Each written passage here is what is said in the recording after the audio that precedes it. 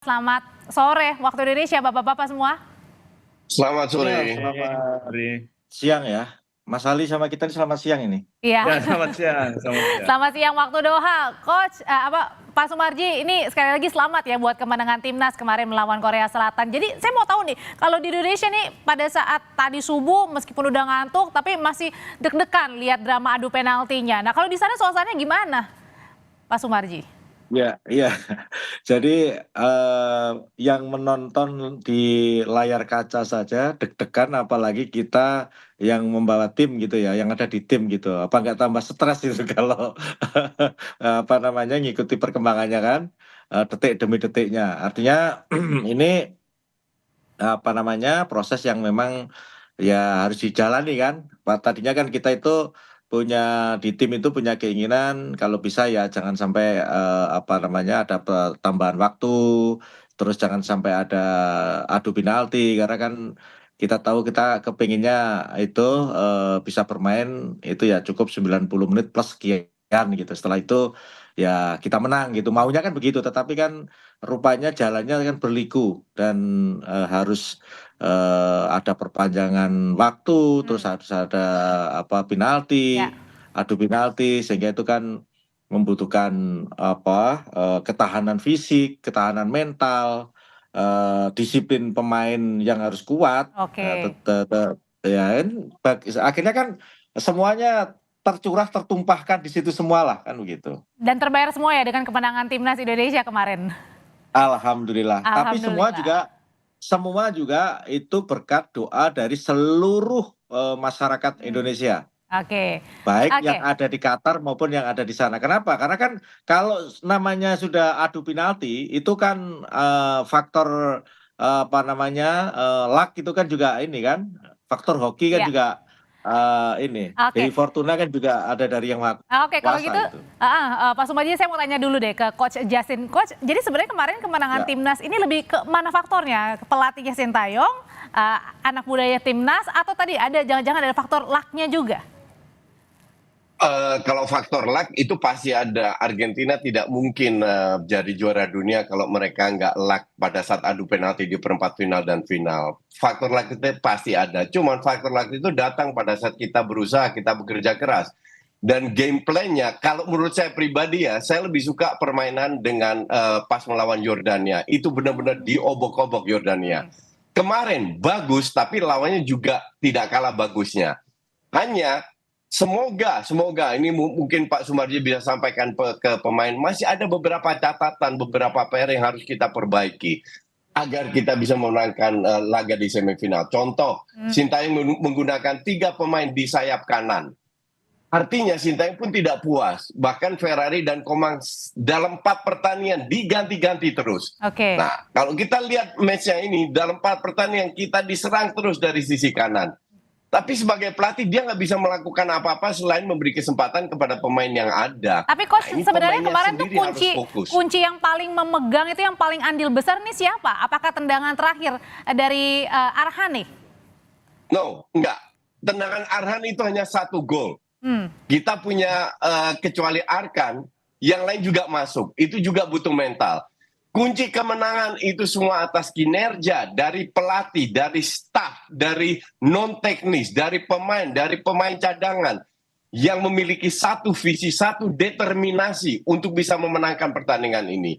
Sekali lagi golnya strike yang pertama itu berbau luck.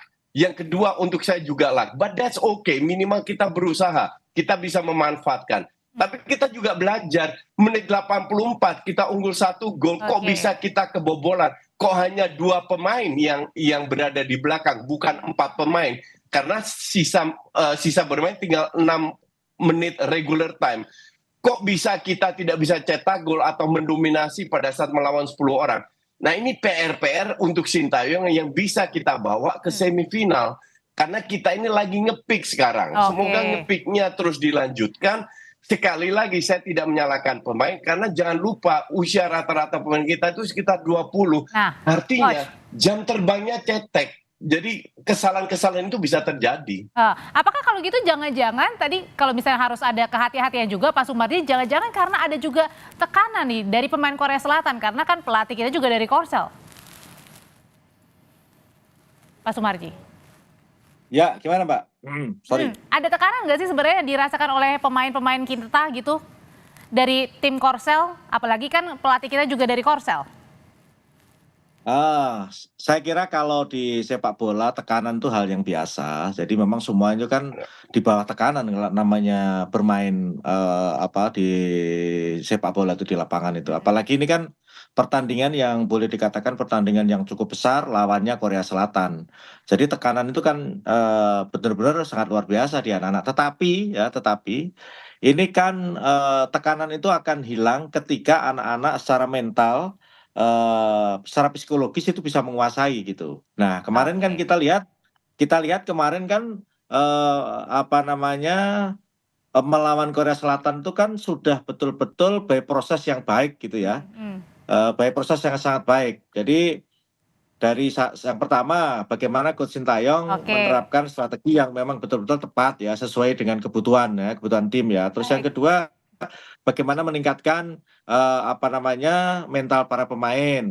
Terus yang ketiga fisiknya juga sama. Kita tahu loh, namanya Nah, Korea itu kan mengandalkan kekuatan fisik, kecepatan dan sebagainya. Itu semua sudah oke. bisa dipelajari, diantisipasi sehingga Ya. bisa meredam lah apa yang Pak Sumarji. ya. Ya, berkaitan dengan tadi untuk mendukung timnas juga kan Mas Ali ya.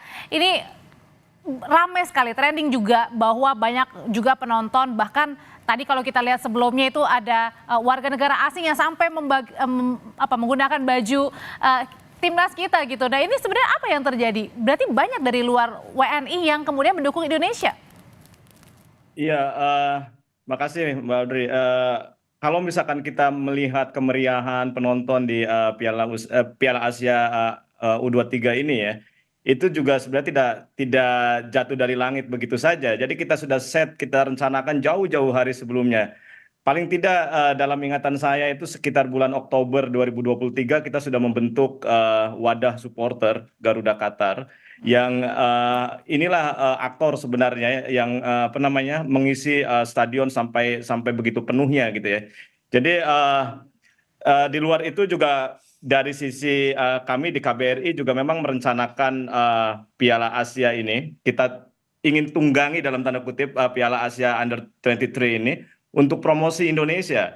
Jadi kalau misalkan kita lihat juga di banyak pemberitaan di media sosial misalkan kita tampil di banyak fan zone di stadion-stadion mengisi dengan kegiatan budaya Indonesia gitu ya. Jadi supporter Indonesia memang dikenal bukan hanya yang paling atraktif di dalam stadion, tapi juga kita yang sangat aktif untuk mengisi panggung-panggung budaya di luar stadion. Oke, kalau gitu pertanyaan selanjutnya nanti juga akan dijawab oleh bapak-bapak, terutama adalah Coach Justin. Kemarin kan juga kan meskipun kita menang, tapi ada juga tentang drama kartu merah dari timnas U23, 2 kartu merah. Nah itu catatannya dari Coach gimana? Usai jeda nanti akan dijawab, tetaplah di Kompas Petang.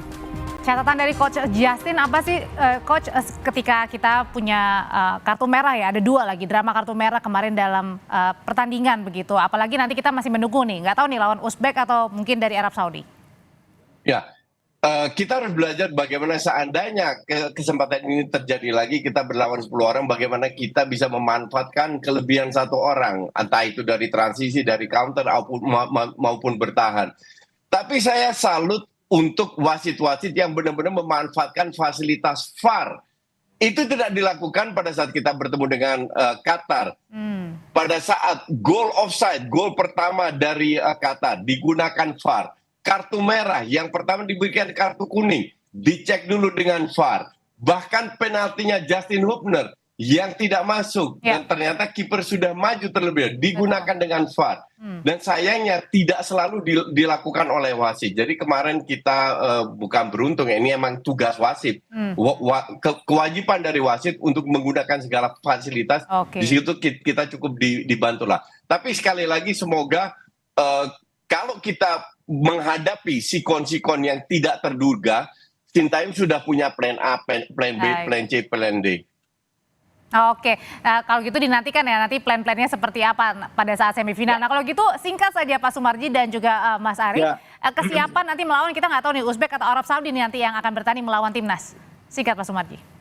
Ya, jadi begini, kesiapan kita tentu ini kan apa namanya semifinal yang sudah betul-betul kita nantikan ya. Jadi kaitannya dengan kesiapan, khususnya kesiapan para pemain, ini kita betul-betul akan kita persiapkan dengan baik dari semua sisi, baik dari sisi fisik, mental, Baik. disiplin, dan tentunya strategi dan lain sebagainya. Ini apa namanya di tim kepelatihan dan kita semuanya kebetulan saya juga menginginkan sesuatu yang Baik. harus bisa ditampilkan Baik. lebih, maka ya yang kita harapkan adalah bagaimana supaya tim ketika nanti tanggal 29 main, entah lawannya siapa, itu harus betul-betul bisa tampil Oke. lebih baik daripada yang semalam gitu. Itu Amin, itu aja. yang kita harapkan. Oke, Ya. singkat saja, Mas Ali, ini gimana nih nanti Ya. para supporter akan dibawa lagi atau udah cukup Kalau kemarin atau tambahan lagi, Mas Al? ya, kalau dari sisi supporter semalam sejak gol penalti dari Arhan, kita sudah langsung kontak bagian tiketing dari AFC dan kita sudah minta blok sekitar 3.500 tiket. Itu Baik. yang blocking area saja ya. Belum lagi nanti kita akan mobilisasi massa yang untuk membeli secara mandiri. Jadi Oke. mudah-mudahan di semifinal nanti kita akan ciptakan rekor lagi. Mas Bisa di atas Ali, 8.000 WNI. baik. Mas Ali, terima kasih. Pak Sumarji, terima kasih. Coach Justin, terima kasih. Ya, Sehat selalu ya sama-sama. semuanya. Ya. Terima Oke, kasih. terima kasih. Sama-sama. Terima kasih coach, terima kasih Pak Tetap di